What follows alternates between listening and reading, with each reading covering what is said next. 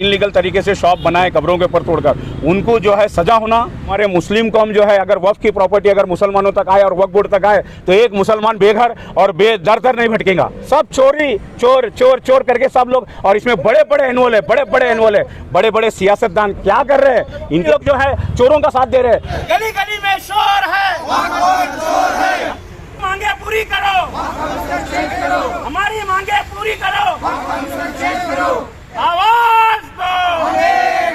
Gulbarga district के अंदर चाहे वो सेढ़म हो तालुका या चितापुर हो, अफजलपुर हो, वाड़ी कालगी हो, चिंचोली हो, ऐसे सही सब जगह पर वक्फ की प्रॉपर्टी को कब्जा करके जो लोग बैठे हैं उनको उन तक एक मैसेज पहुंचाना चाहता हूं, भाई ये खुदा की राह की प्रॉपर्टी है। आपने इम्प्रूवमेंट के नाम से अगर आप उस दरगाह के मुतवल्ली है तो कौम के लिए आपने क्या किया, दरगाह के लिए क्या इम्प्रूव किया। आज चितापुर के ताल्लुक से मैं बताता हूँ और डिस्ट्रिक्ट लेवल पे बताता हूँ कि भाई डिस्ट्रिक्ट में एक भी मुसलमानों के हिसाब से आप तालुका लेवल पे जाइए कि भाई वक्फ की प्रॉपर्टी अंडर रहते हुए ना एक दीनी इदारा आपने चालू किया, ना किसी बेवा यतीम की मदद किया, ना ऐसा कोई इस्टेब्लिश किया जो कहा कि कौम के लिए कोई यतीम की मदद या शादी के रूप में या बेवा की मदद, कोई ऐसा काम आपने आज तक नहीं किया। बस हम ये आपके माध्यम से यही बताना चाह रहे हैं कि जल्द से जल्द हमारे मुस्लिम की जो प्रॉपर्टी, वक्फ की प्रॉपर्टी जो मुस्लिम के तहत हमारे कौम को इम्प्रूवमेंट करो और वक्फ की प्रॉपर्टी वक्फ के अंडर में लो। चितापुर से आए हैं, चितापुर के अंदर जो गैजेट नोटिफिकेशन 37 सर्वे नंबर 142 जो चितापुर के अंदर खतीब कब्रस्तान है,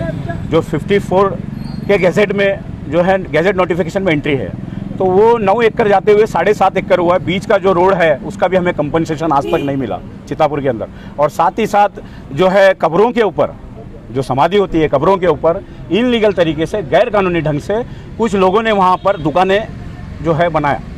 ये 97 में सर 97 में दुकानें बनी, लेकिन आज तक 25 साल हुआ है ना उसका हिसाब किताब वक्फ बोर्ड के पास था। और हमारे पास RTI की कॉपी है, वक्फ बोर्ड ने दिया हुआ कि इसमें दुकानें ही नहीं है, एंट्री ही नहीं है दुकानें। तो ये दुकानें अचानक तो रातों रात तो नहीं बनी है साहब, ये 25 साल पुरानी है।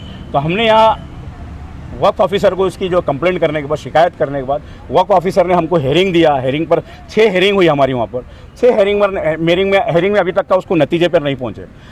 जबकि 95 अंडर सेक्शन 90 जो कानून 1995 का जो कानून है वक्फ बोर्ड का, जो 2013 में अमेंडमेंट हुआ इसका, वापस को फिर 2017 में सुप्रीम कोर्ट का ऑर्डर है वक्फ की सॉल्व जो प्रॉपर्टी वक्फ में वापस आना बोलकर। तो ये वक्फ की प्रॉपर्टी के लिए हम एहतजाज कर रहे हैं, लेकिन वक्फ ऑफिसर अब तक इसके ऊपर फैसला क्यों नहीं ले रहे हैं?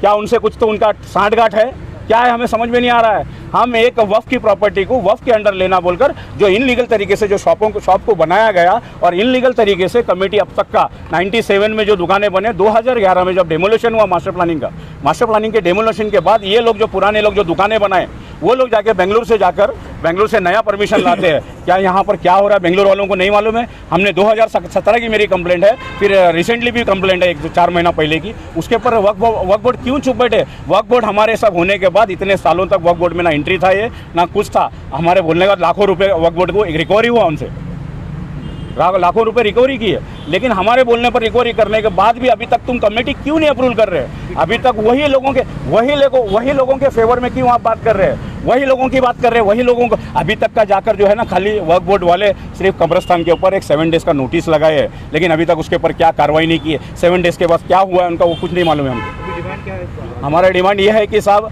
जो लोग वहाँ पर इनलीगल तरीके से शॉप बनाए कब्रों के ऊपर तोड़कर, उनको जो है सजा होना, और वो लोग जो इनलीगल तरीके से अभी तक का दुकान कमेटी चलाए, उसका जो भी उसका कार्रवाई होता है उनके ऊपर उचित कार्रवाई बिठाकर उनको जेल के सलाखों के पीछे भेजने का हमारा मेन ये है हमारा मोटो। और नई कमेटी जो है हमारे सदर साहब, हमारे स्कीम सेट, जो कि पूरे गांव वाले इनके साथ है, अगर इलेक्शन भी करेंगे तो इंशाअल्लाह ताला हमारे सदर साहब यही चुनकर आएंगे। खाजा मोइनुद्दीन उर्फ स्कीम सेट, इनके ताहिद में हम यहाँ पर पूरे यहाँ लोकर आए हैं। और इसमें मस्जिद के अंदर जो है वक्फ बोर्ड वाले आकर जो है मस्जिद के अंदर मीटिंग लिए। मीटिंग लेने के बाद साइन हुआ, लोगों के सहमति से इनको सदर बनाना बोलकर सब, और ये पेपर डिक्लेयर है, ऑन पेपर डिक्लेयर है, और सब कुछ होने के बाद वक्फ बोर्ड वाले हेयरिंग लिए। हेयरिंग लेने के बाद बोले कि भाई ठीक है, हम इसके ऊपर जो है जल्द से जल्द कार्रवाई करेंगे। लेकिन बाद में जो है फर्स्ट हेयरिंग में जो है हमको बुलाया गया, लेकिन वो खुद नहीं थे। फिर सेकेंड हेयरिंग में हम जो RTI दी, RTI में इनका जवाब था कि इनके पास हमारा रजिस्ट्रेशन ही नहीं है ये कमेटी। लेकिन सेकेंड हेयरिंग में उनके पास 2011 का परमिशन आता है। फिर हमको वक्फ बोर्ड वाले बोलते हैं कि ये गुलबर्गे से नहीं, बेंगलुरु से हुआ। तो भाई बेंगलुरु से हुआ तो मैं पूछना चाहता हूं आपके माध्यम से, बेंगलुरु से हुआ है तो क्या गुलबर्गे में क्या इसका नहीं है? गुलबर्गे में भी एंट्री होना ना। ये नासिर खान, उस्मान खान, चितापुर तालुका, गुलबर्गा डिस्ट्रिक्ट। मेरा मतलब ये है, हम 8 महीने से बेवकूफ़ बनाया गया हमारे को, नई कमेटी आपकी देंगे, अप्रूवल करेंगे बोलकर, वो क्यों नहीं हो रहा? आखिर कहाँ पर रुक गई? क्या है इसके बारे में? जल्द से जल्द जो ना इसको जो ना आप लोग जो ना पहुँचा कर मीडिया तक जो ना इसको जल्दी ख़त्म करो, और कुछ भी नहीं चाहिए।